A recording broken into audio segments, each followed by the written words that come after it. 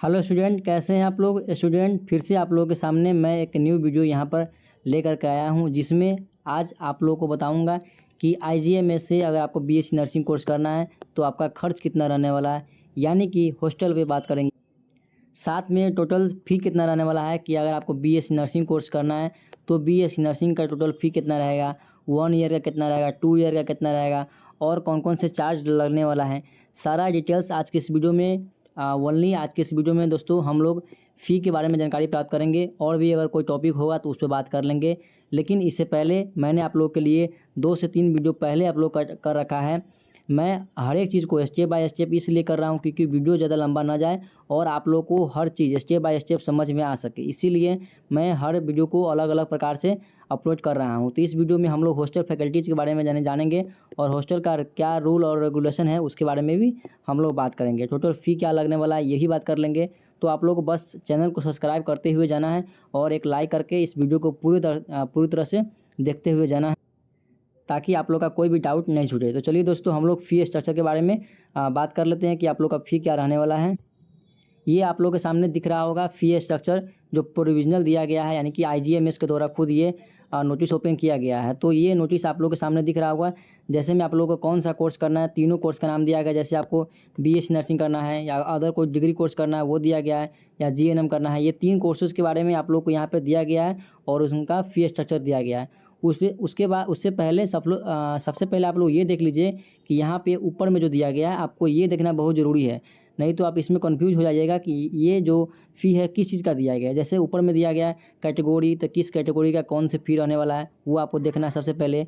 उसके बाद आप लोग का यहाँ पर दिया गया है ट्यूशन फ़ी, यानी कि ट्यूशन फ़ी जो है पर ईयर कितना लगने वाला है वो भी आपको यहाँ पर देख लेना है पूरी तरह से।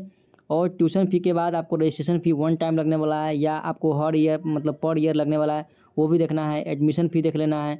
उसके बाद कौशल मनी जो होता है उसको रिफंडेबल होता है वो देखना है। उसके बाद मिसलेनियस चार्ज होती है वो भी देख लेना है, ये वन टाइम लग रहा है या हमेशा लगने वाला है। Transport charge, ID card charge और टोटल कितना होता है वो आपको लास्ट में देख लेना है। तो सबसे पहले हम लोग बीएस नर्सिंग की तरफ शुरू करते हैं कि बीएस नर्सिंग का फ़ी कितना लगने वाला है। सबसे पहले बीएस नर्सिंग का जो यूआर कैटेगरी और ईडब्ल्यूएस और बीसी और ईबीसी से आते हैं उनका 50,000 केवल फ़ी है। पर ईयर फ़ी लगने वाला है 50,000। वन टाइम आपका रजिस्ट्रेशन फ़ी लगने वाला है और उसके बाद वन टाइम एडमिशन फ़ी लगने वाला है 5,000 रुपये, और साथ में कौशल मनी जो कि आपको रिफंडेबल है। जैसे ही आपका कोर्स कंप्लीट हो जाएगा ये 5,000 रुपये आपको राशि मिल जाएगा आईजीएमएस के द्वारा। उसके बाद आपको मिसलेनियस चार्ज दिख रहा है आपको 3,000 रुपया है। उसके बाद ट्रांसपोर्ट फ़ी दिख रहा होगा, आईडी कार्ड चार्ज दिख रहा होगा। ये सब चार्ज मिला करके आपको फर्स्ट ईयर का फ़ी रहने वाला है 72,200 रुपया आईजीएमएस का, बीएससी नर्सिंग का। और कैटेगरी की बात करें तो आप लोगों का कैटेगरी रहने वाला है यूआर और ईडब्ल्यूएस, साथ में बीसी और ईबीसी के जितने भी सारे छात्र हैं उनका लगने वाला है। ठीक है। उसके बाद आपको एसटी कैटेगरी में भी आपको देख लेना है कि आपको कौन से चीज़ का चार्ज कितना लगने वाला है। तो इसमें टोटल चार्ज की बात करें तो 66,700 रुपये आपको यहाँ पर लगने वाला है। एससी और एसटी कैटेगरी दोनों में आपको यहाँ पर दिख रहा होगा। उसके बाद अदर जो डिग्री कोर्स आते हैं, जैसे पैरामेडिकल में कोई भी डिग्री कोर्स होगा उनका यहाँ पे दिख रहा होगा। तो उनका जो बात करें तो जो यूआर कैटेगरी से आते हैं और एससी कैटेगरी से एसटी से आते हैं वो दोनों का अलग अलग है। जैसे कोई अगर यूआर से आता है तो उनका इन सबको मिला करके जो कि आपको यहाँ दिख रहा होगा ऊपर में, जैसे जैसे मैंने बताया आपको फर्स्ट नंबर पे ये जो फ़ी दिया होगा, ट्यूशन फ़ी दिया होगा। सेकेंड नंबर पे क्या दिया गया है, सेकेंड नंबर पे आप लोग का रजिस्ट्रेशन फ़ी होगा। ये सब आप लोग को देखते जाना है। देखते हुए आपको नीचे में पूरी तरह को आपको इसको इंक्लूड कर सकते हैं अपने पास में कैलकुलेटर रख करके इसको कैलकुलेट कर सकते हैं, या कॉपी पेन से भी कैलकुलेट करके। अगर आपको सबसे लास्ट में आना है तो आप यहाँ देख सकते हैं कि आपका अदर डिग्री कोर्सेज में 68.200 यानी कि 68,000 और यहाँ पे 200 रुपया लगने वाला है। मैं आपको पूरी तरह से स्टेप बाय स्टेप इसलिए समझा रहा हूँ कि ताकि आपको समझ में आ सके हर एक बात। एसटी कैटेगरी में आपको लगने वाला है 62,700 रुपया, ये आपको अदर कोई डिग्री कोर्सेज़ के लिए। उसके बाद ये तो हमने बीएस नर्सिंग की बात कर ले। एक बार हम पूरी तरह से फिर से बात कर रहे हैं। आप लोग बीएस नर्सिंग में अगर आप यूआर कैटेगरी से आते हैं, ईबीसी से आते हैं और बीसी से आते हैं, ईडब्ल्यूएस से आते हैं, तो इन सब का 72,200 रुपया बीएससी नर्सिंग का 1 साल का लगने वाला है। ये बात आप लोग ध्यान रखिएगा। अगर आपको 4 साल का कोर्स हो गया तो 72,200 रुपया उसको मल्टीप्लाई कर दीजिए 4 से, तो जो टोटल जितना हो जाएगा वो केवल आपका फ़ी रहने वाला है पर ईयर। उसके बाद अदर हॉस्टल चार्ज, तो हॉस्टल चार्ज के बारे में हम लोग थोड़ा देर बाद बात करेंगे। उसके बाद आप लोग को अदर डिग्री कोर्सेज का भी आपको यहाँ पर दिख रहा होगा, ये यहाँ पर अदर डिग्री कोर्स का दिया गया है। उसके बाद लास्ट में आपको दिख रहा होगा जो जीएनएम के बारे में दिया गया है। जीएनएम का अदर कैटेगरी वाइज आपको यहाँ दिख रहा होगा कि अगर आप यूआर से आते हैं, बीसी से ईबीसी से आते हैं और एससी से एसटी से आते हैं तो अलग अलग दिया गया है।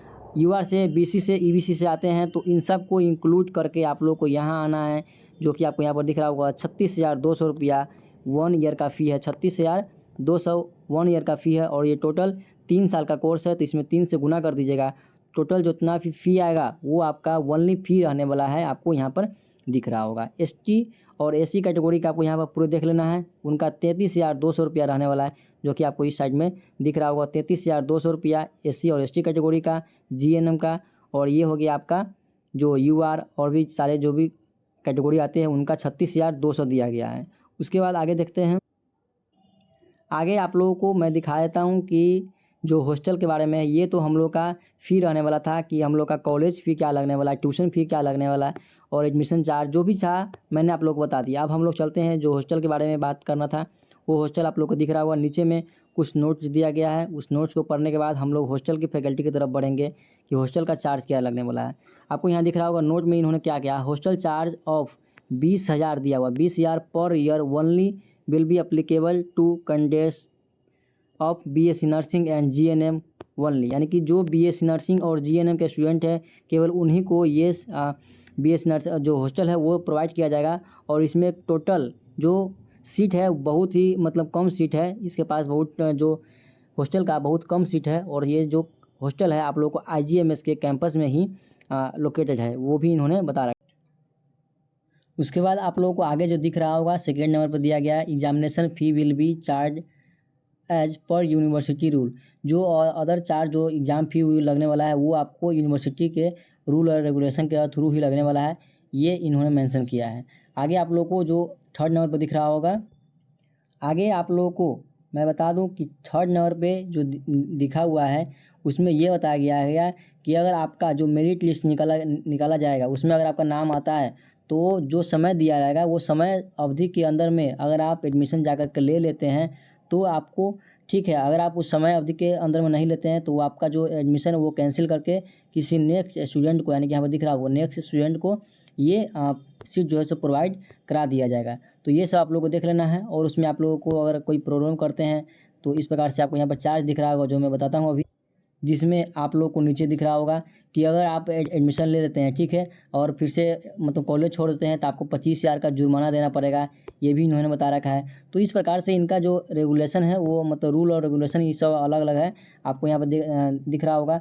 इसमें कुछ चार्ज भी दिखा गया, जैसे डिमांड ड्राफ्ट की तरफ पे आपको 10,000 रुपया पहले देना पड़ेगा। जैसे मान ली कि एडमिशन आपका हो गया ठीक है, तो एडमिशन के तौर पे आपको 10,000 रुपया ये डिमांड ड्राफ्ट बना करके, इसको डीडी बोलते हैं, वो आपको देना ही पड़ेगा, इसके बिना आपका एडमिशन नहीं होगा। और उसके बाद आपको बता दें ये जो है सो नॉन रिफंडेबल, यानी कि ये आपको नहीं मिलेगा, यानी कि बाद में जो है ये आपको वापसी नहीं किया जाएगा। तो ये जो है सो आपका समझ लीजिए एक तरफ से कि सीट बुकिंग के लिए 10,000 रुपया आपको देना पड़ेगा ठीक है। उसके बाद हम लोग आगे बढ़ लेते हैं।